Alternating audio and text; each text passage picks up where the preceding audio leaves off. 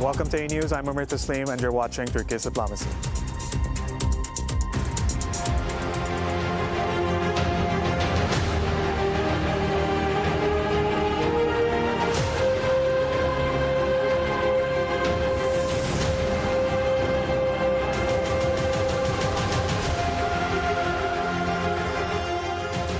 As Gaza's fragile ceasefire endures under mounting strain, renewed Israeli violations threaten to undo a truce that has already cost nearly 100 more Palestinian lives, despite U.S. pressure and Turkey's vital mediation role.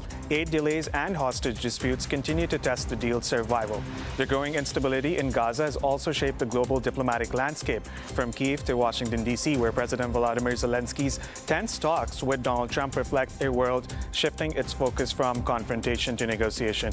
Joining me to discuss the latest developments are Daily Sabah's editorial coordinator, Dr. Mehmet Çelik, and Yeliz Albayrak, foreign policy analyst and a professor at Istanbul Aydın University.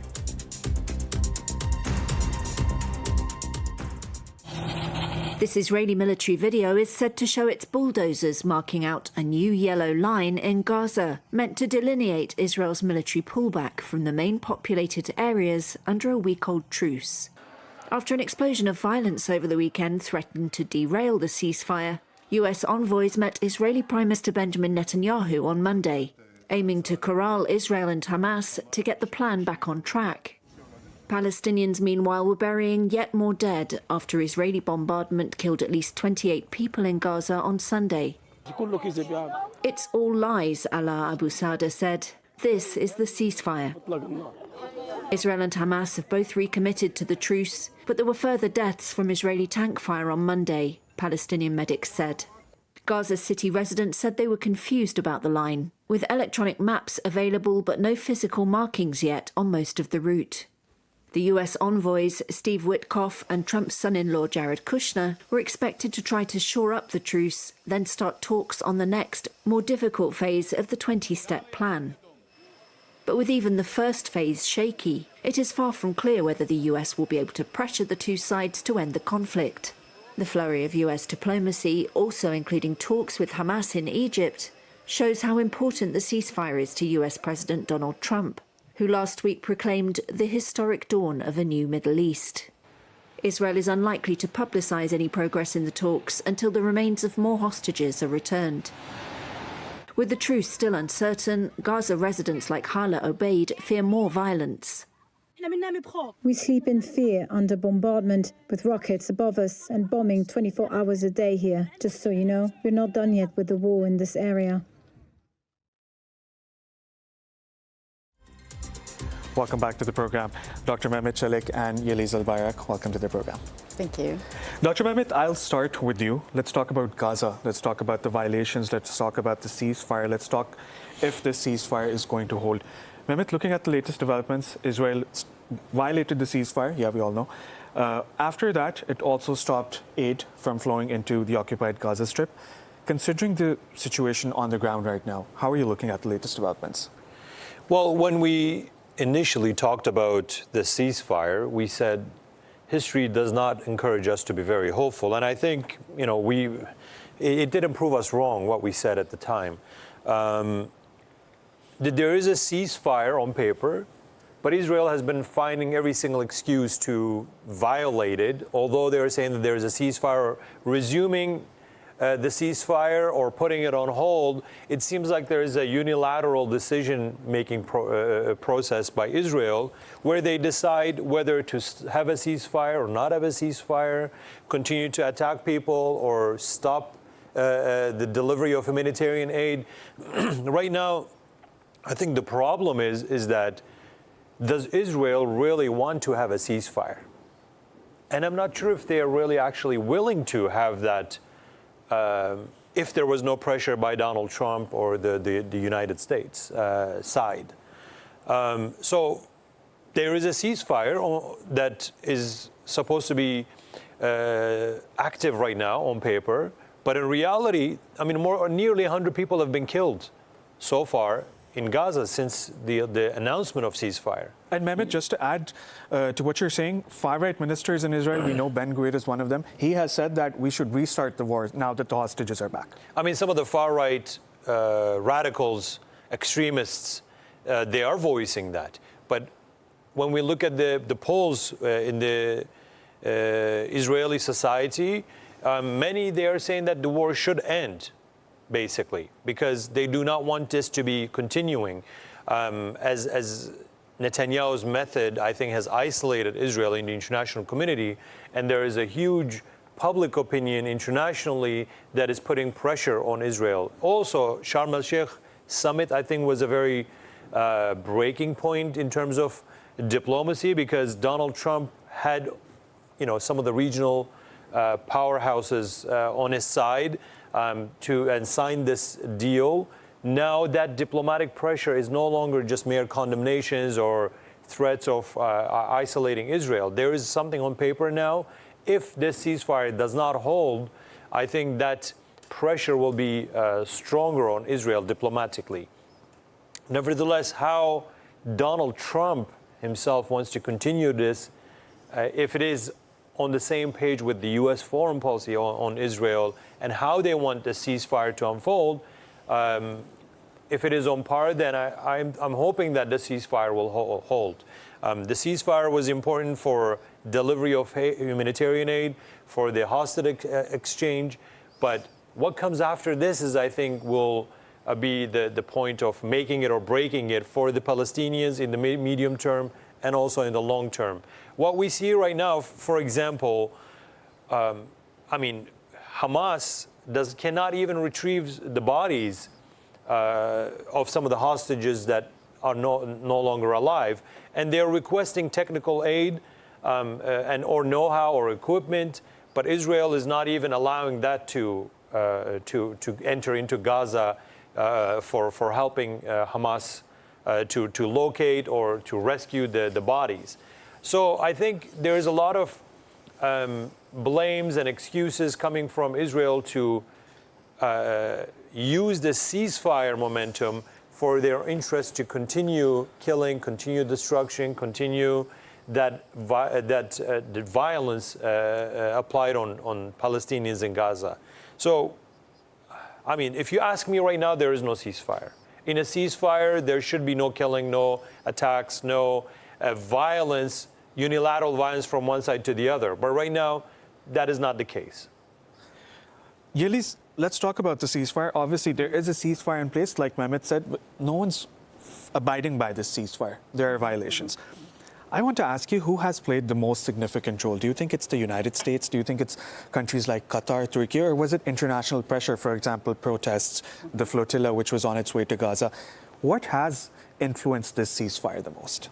I totally agree with you, Dr. Mehmet. There is a ceasefire, yes, on the paper, but in reality, we don't see that it is applied properly, because Israel is really looking for new excuses to break up this, let's say, the ceasefire. But I think we are in the edge of something very, let's say, very new, very different in the Middle East. And Turkey has long been a long and dominant power in the region, It is a big mediator, it is a stabilizing power in the region, and for years and years we are always offering the diplomatic grants for the countries that are having conflicts or having issues. So there's a kind of happen like Turkey's responsibility to solve or bring the countries that having troubles on the same ground or to gather them at the same table. So here I know the Turkey's role is like a kind of balancing actor, and we have the capacity to use the diplomatic power, we have the capacity to use the hard power, and it's a kind of, it's being a kind of like a balancing power in the Middle East. So I know the US is a kind of being a very popular because of the Trump's discourse, and he wants to get the Nobel Prize, and he's acting like a star. He wants to get all the good things, to get the points, but this is not, of course, the reality. If we just look at the field, what's happening really in Gaza, we know lots of countries like the Qatar or Egypt and Turkey and Saudi Arabia is on the same page and same place to bring at least the first step of a framework of like a ceasefire. But Turkey is talking about this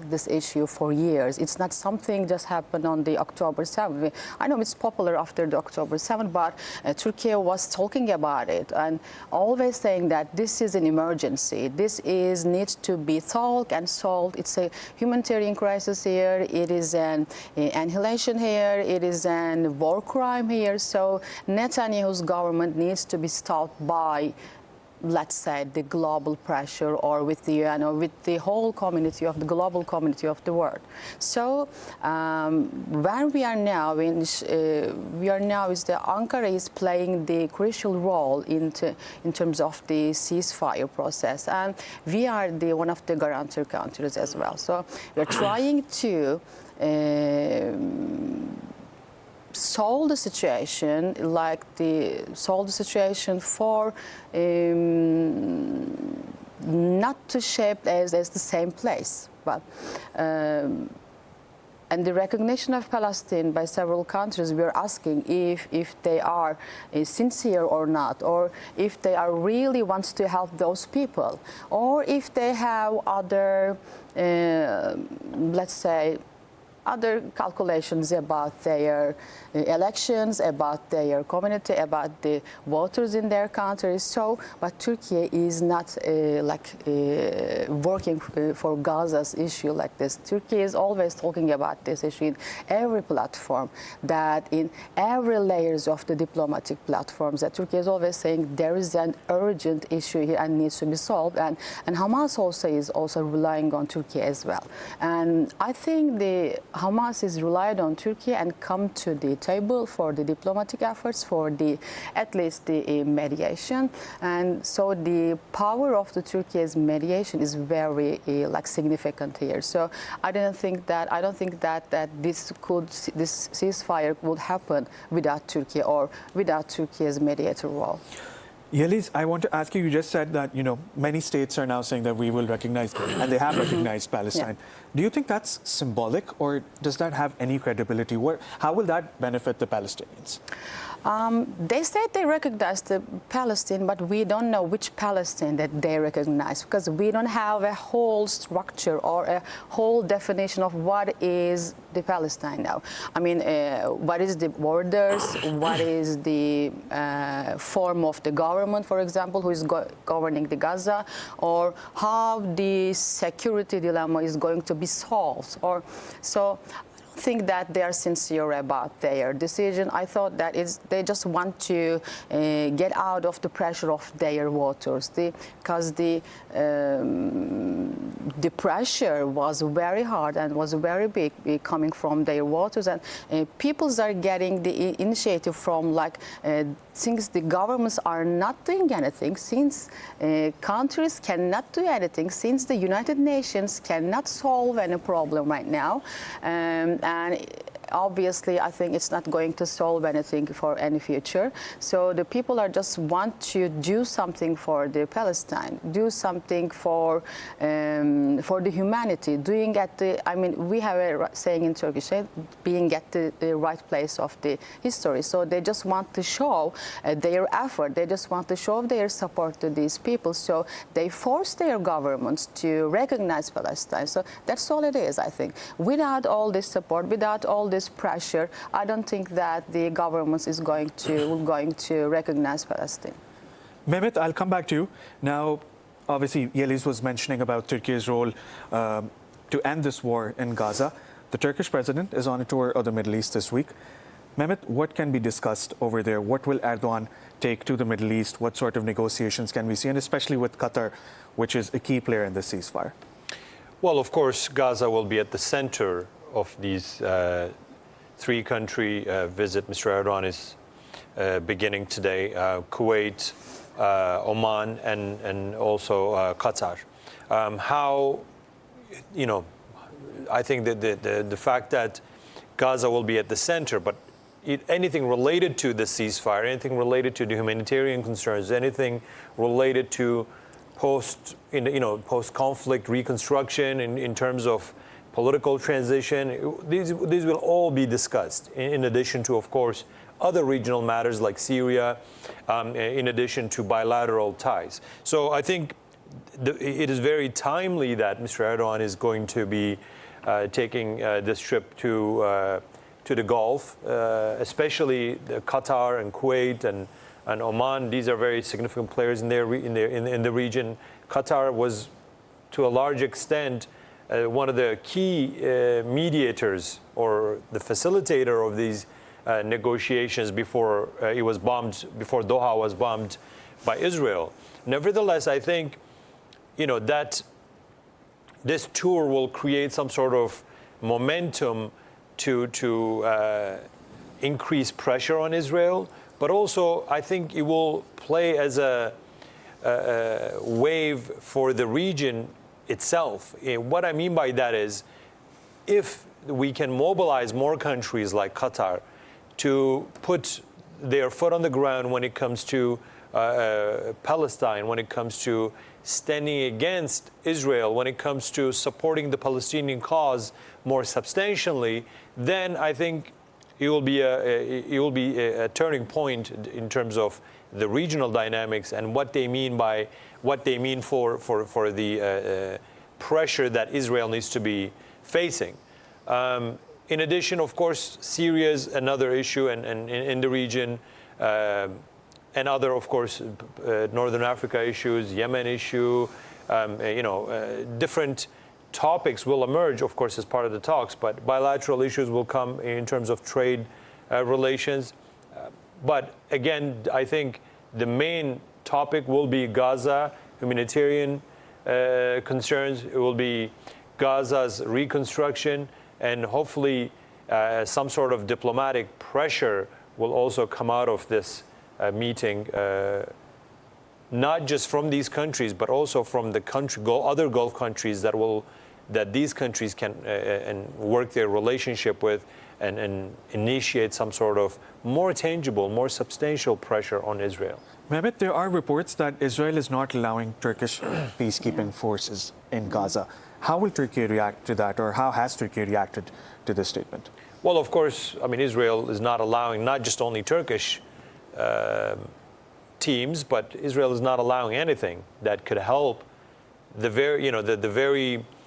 the very basic level to Palestinians. I mean, even the aid delivery is very restricted, humanitarian aid, medical supplies. Israel is doing all it can to make the Palestinians suffer.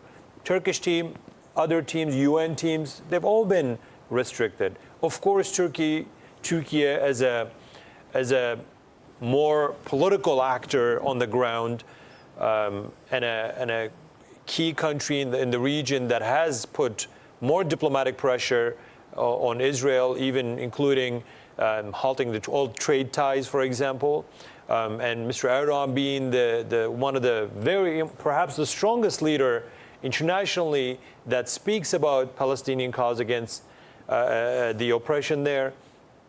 In all international platforms, Turkey faces more substantial, I would say, restrictions by Israel.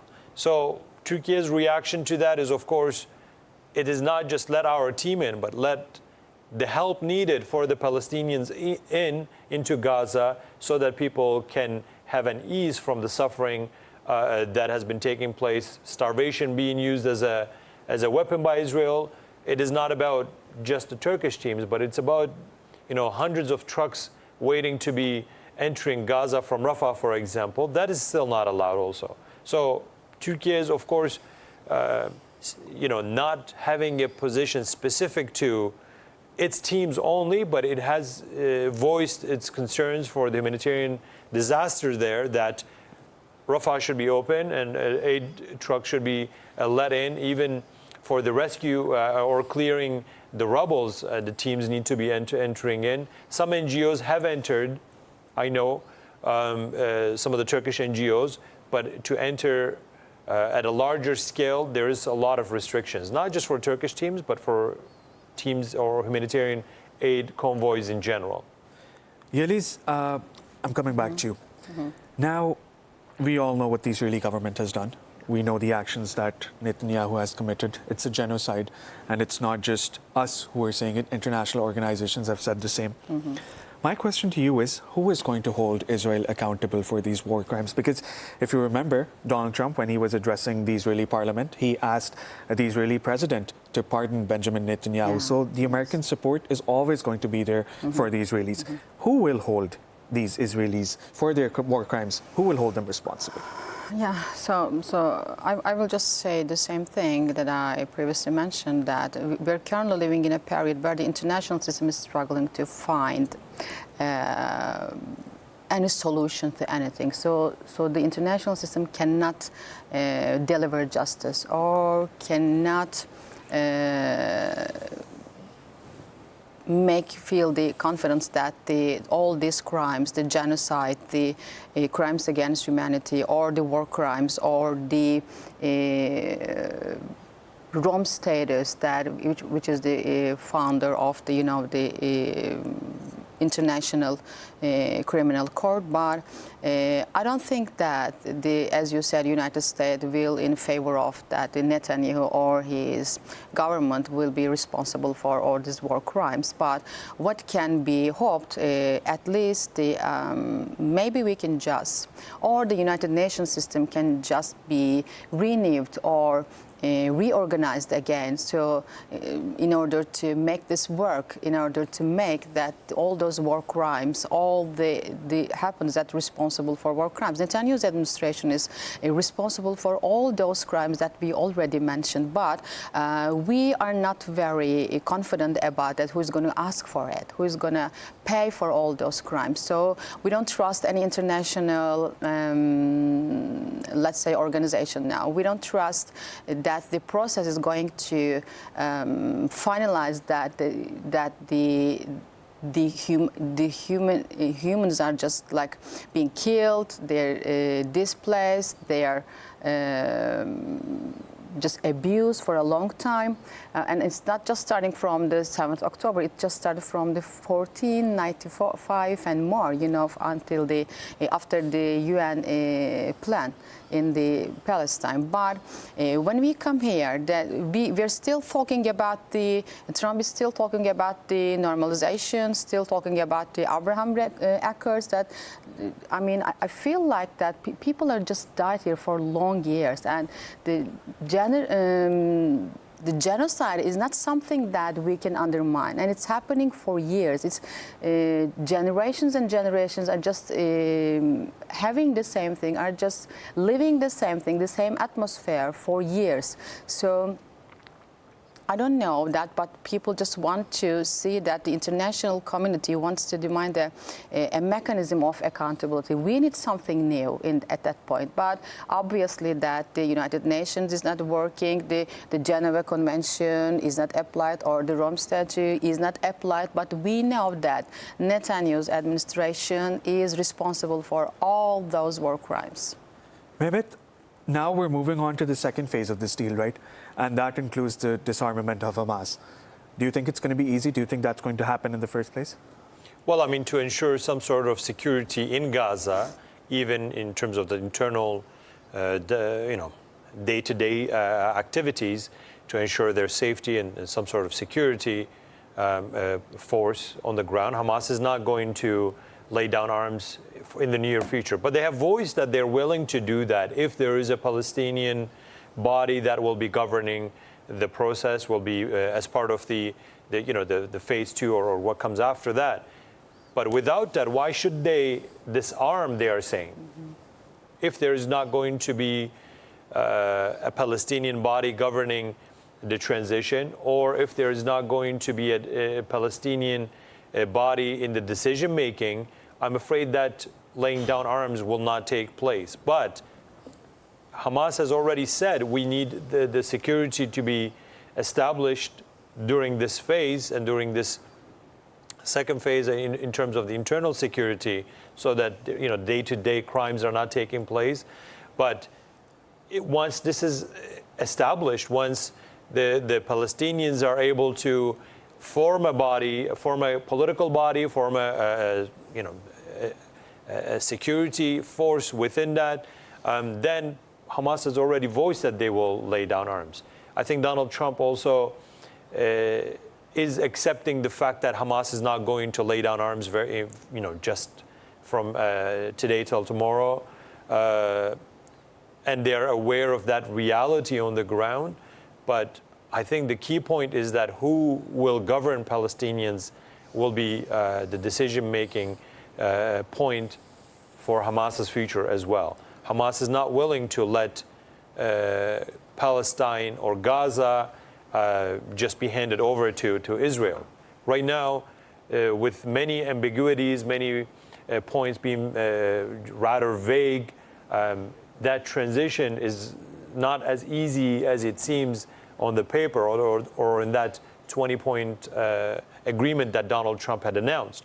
I think much needs to be more specifically discussed and negotiated between Hamas, between the Palestinians as a people, between other political actors in Palestine. I mean, if it is going to be something that, will be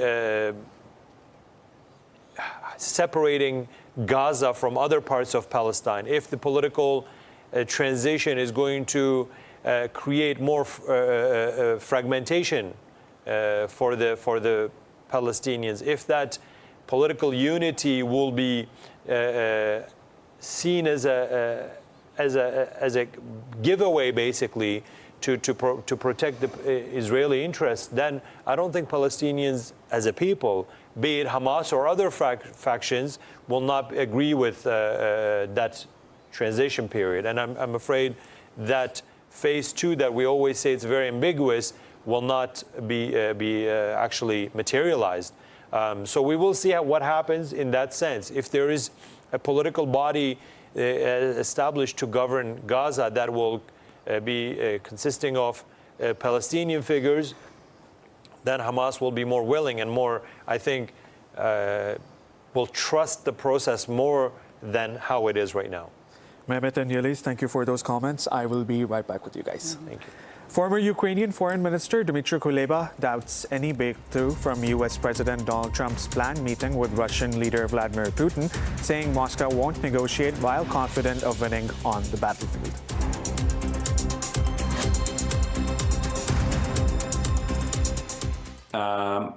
The goal is clear. Trump wanted to demonstrate that he speaks equally to both sides, to Ukraine and Russia.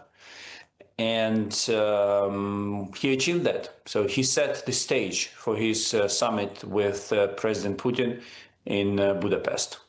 Well, from everything we've heard so far, from everything we've seen so far, and from everything we understand about developments in diplomacy and on the battlefield, I would say that we should not expect anything big, anything particularly impactful. The problem is that Trump and Putin can talk as many times as they want, but bringing Putin to the table does not mean making Putin negotiate. And I wonder whether President Trump already realized that. So as long as Putin believes that he can win this war on the battlefield, he's going to escape and avoid any agreements and arrangements.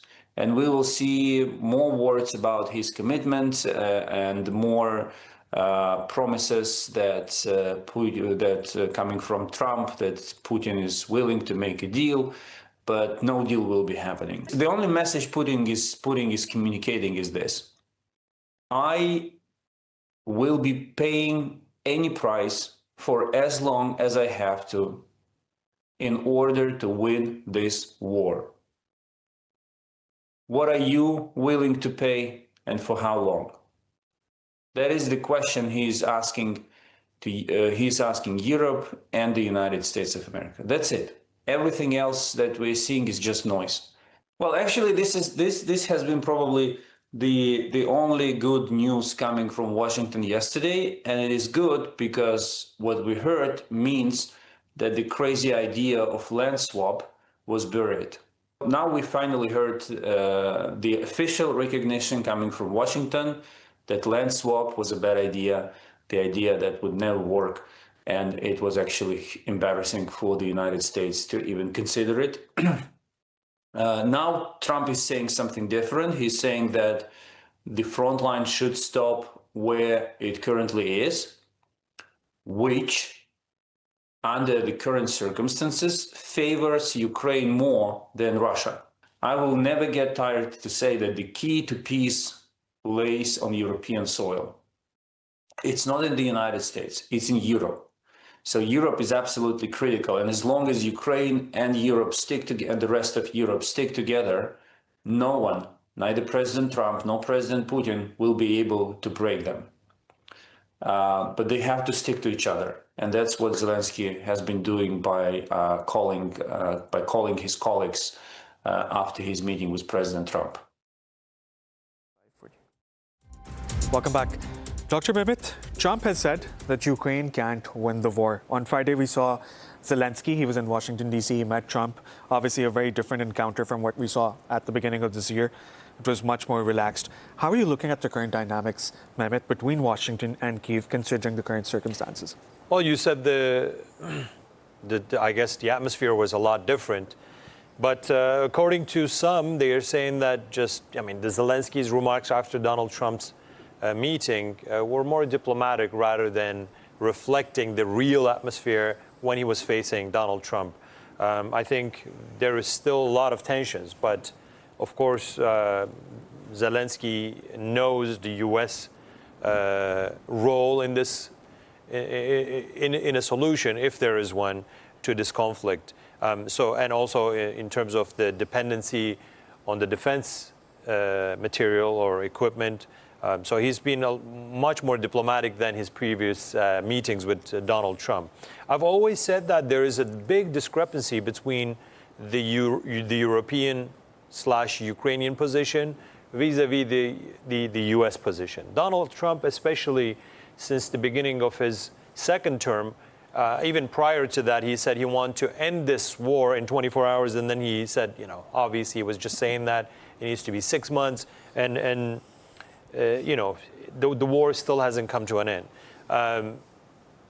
Compared to Biden administration, I think there is also a big difference between Donald Trump's approach to this conflict versus Biden administration. I think both Biden administration and the Europeans, they realized and then they also recognized what it means for some of the compromises that Putin wants from Ukraine for the European security architecture. But for Donald Trump, he just wants to put an end to it, and he wants to move on to the next, as he sometimes, very, I think in a humorous way, he says, I'm ending a lot of wars, I should be getting a Nobel Prize. I mean, he's not really ending, even if a ceasefire is established in Ukraine, he's still not ending that war. Nevertheless, he wants to end it. And what does that mean? What does that ending mean for Europeans and Ukrainians is different than what it means for the United States. For the U.S., I think it means ending just another burden, perhaps. This is how Donald Trump wants to see it, so before he moves on to Asia Pacific.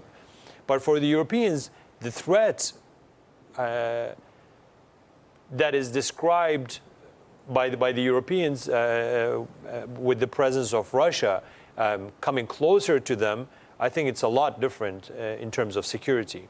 I think as an exit strategy, if giving away Donbass region is going to be solving the problem, I'm not sure if the the United States, or especially Donald Trump, cares so much about that land in terms of a soil being given away. But for Europeans, this means Russians are much closer to European, and that compromise is also seen as a leverage for Putin.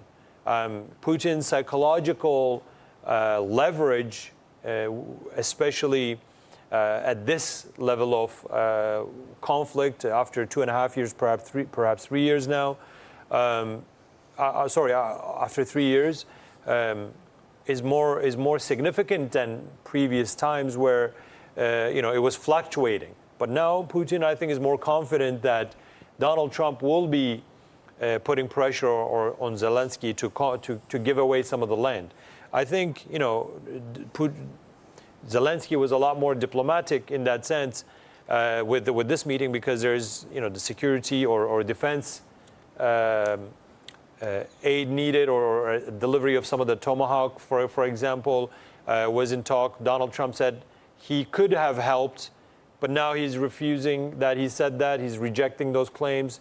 You know, he goes back and forth a lot with that. There's also the demand for Patriot missiles by Ukraine. That is still not finalized, or at least there's no decision made for that. But Europeans want this war to, I think, in my opinion, to be prolonged. And why I say they want it to be prolonged, not because they prefer the war to continue, but they prefer Russia to make more substantial compromises or withdraw from the Ukrainian soil that they're occupying. For the United States, this is not something that this is not something that is a key concern for Trump administration. Trump wants to end the war. They have already sealed a very strong agreement with Ukraine for the rare earth minerals. They are planning to have more energy-related transaction taking place. So for Trump, this is a business deal in a way that this conflict is acting as an obstacle in front of further deals, I think. So if the conflict ends for Donald Trump, it will mean, you know, he will add another war that he solved, I'm using this in quote, onto his list. But in addition, it means that he has already finalized some of the business-related transactions from Ukraine, and he wants to move on to the next one. But for the Europeans, and more importantly, for the Ukrainian people, this is not as easy as Donald Trump puts it. I mean, the same thing we talked about previously. We talked about the Gaza war and the genocide taking place. Donald Trump has ended the war, if you ask him. You know, the war has ended on paper. On headlines, he says, the war is over. But unfortunately, it's not easy to end a war, as Donald Trump wants to put it. When we look at both conflicts that he says he wants to end, and he's ended, even with the Pakistan and India one, there is deep-rooted, I think, historical baggage that has led to this conflict. With India and Pakistan, it is not as easy as just ending military confrontation and bring peace between the two countries. For Ukraine and Russia, it's the same. I mean, Putin's ideological aims for Ukrainian territory, or even perhaps religious and political aims, in addition to the security concerns coming from Moscow, they're not as easy as just taking some parts of Ukraine, and that, you know, you can't say that the conflict will end there. There is a very expansionist, I think, motivation coming from Moscow for Ukrainian territory, as it is a similar case for the Zionist regime's expansionist policies in Gaza, in wider Palestinian territories, the occupied territories, as well as the region like Lebanon, Syria, and other parts of the region. Yeliz, of course, there's another meeting that's upcoming in Hungary between Trump and Putin. There's no date that has been finalized as of yet, but we can expect that meeting to happen in the coming few weeks. Now, going back to those missiles, those Tomahawk missiles and Patriot systems that Mehmet was mentioning about, Yeliz, I want to ask you, whenever Zelensky is in the U.S., he's asking for funds, billions of dollars. He's asking for Patriot systems. He's asking for more weapons, more military equipment. Do you think that this enhances Ukraine's position, or it just exacerbates the ongoing war? I think there is a problem of maximizing the powers, or the hard power, or the maximizing the state's hard power here. So I think we're witnessing that, an unresolved new power challenge here between Europe, United States, Russia, and plus UK as well. So this battle, the Russian-Ukrainian conflict is being a kind of new battleship, a new area for a conflict for those counterparts that are trying to establish a new power dynamic, establish a new paradigm around the world. So supporting Ukraine with new arms or supporting Russia with new weapons will not solve the problem. So it's a kind of like security dilemma, you know, that they're always maximizing their powers. But Trump is his approach, of course, deserves attention here, because as you said, that during his campaign he repeatedly claimed that the war would never have started if he had the president, or he's able to just solve the problem in just one night, but nothing happens after that. We just watched the Alaska summit, we just watched a Trump show there, that we just watched the American powers and arms and their B-2, I think, their systems, but nothing happened after that. So still the negotiations are being held, but it's a kind of being a frozen conflict. So I don't think that we will have a roadmap, or I don't think that we will have a comprehensive agreement in near future, because it's being a kind of a power conflict now. And it's not about the Ukraine itself. It's about the United States. It's about the Europe. It's about a kind of, we're just taking, this is just taking us back to the Cold War terminology. Look like Soviet expansionism. We already know that, right? This is now, there is a Europe that Europe just believed that the Soviet expansionism is back, or the Russian expansionism, or the Russian aggression is real, and Trump made Europe believe that there's a real threat here, and the Europe needs the United States more than ever. So at this situation, Trump is a kind of like a win-win state. So if they just agree on something, if they just finish this war, that United States and the Russian relations will rebuild again in terms of economy, or in terms of maybe, you know, that we have new areas in terms of Arctic, in terms of new energy fields. So Trump is going to gain more economic things here. But if they cannot just solve the conflict, Trump is gaining again. Trump can sell more weapons to the Europe, can sell more weapons to the Ukraine via Europe as well, because he already said that they're not just giving all these weapons for free. They are selling this to the NATO countries. But Putin's position was very clear before that.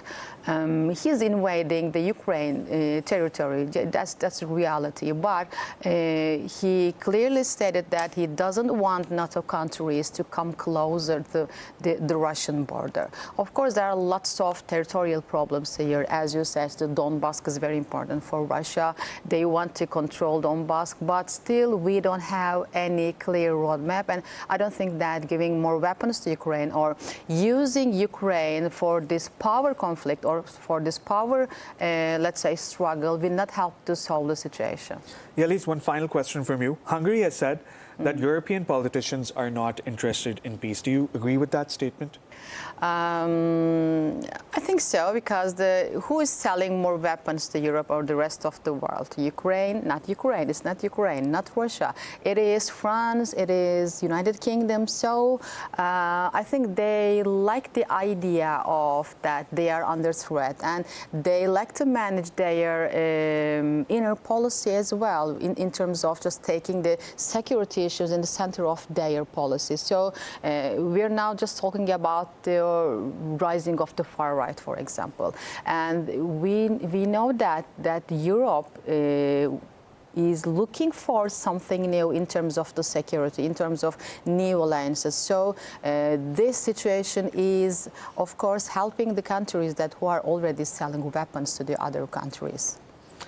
Yeliz Albayrak and Dr. Mehmet Çelik, thank you so much for being on the episode today. It was an amazing experience listening to you guys and your analysis on Gaza and what's happening in Ukraine. Thank you so much. Thank you. Thank you. That brings us to the end of our program. Thanks for joining us. Bye for now.